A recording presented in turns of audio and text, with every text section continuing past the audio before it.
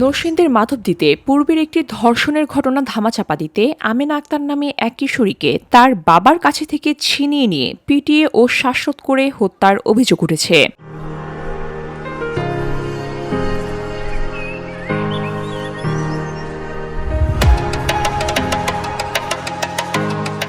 বৃহস্পতিবার সকালে মাধবদী থানার কোতালির চর দড়িকান্দি এলাকায় একটি সরিষা ক্ষেত থেকে গলায় ওড়না পেঁচানো অবস্থায় ওই কিশোরীর মরদেহ উদ্ধার করে পুলিশ। ভুক্তভোগী ওই কিশোরী মাধবদীর বিলপাড় এলাকায় পরিবারের সাথে ভাড়া বাসায় থাকত। তার বাবা বরিশালের বাসিন্দা এবং পেশায় একজন শ্রমিক।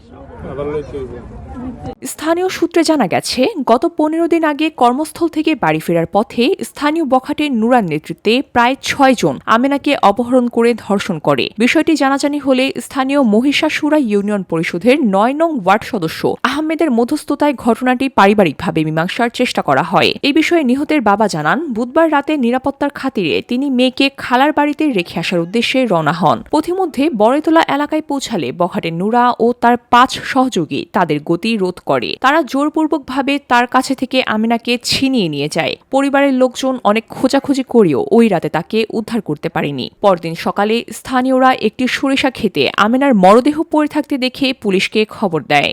আমরা রাত্রে তো কাজ করছি, সকালে 10টার দিকে খবর পাইছি যে এই জায়গায় লাশ পড়ে আছে।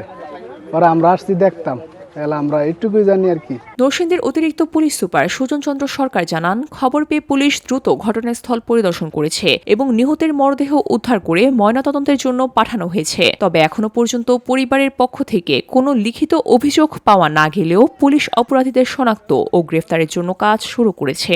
ঘটনার তদন্ত সাপেক্ষে বিস্তারিত পরে জানানো হবে। VOD Bangla news desk.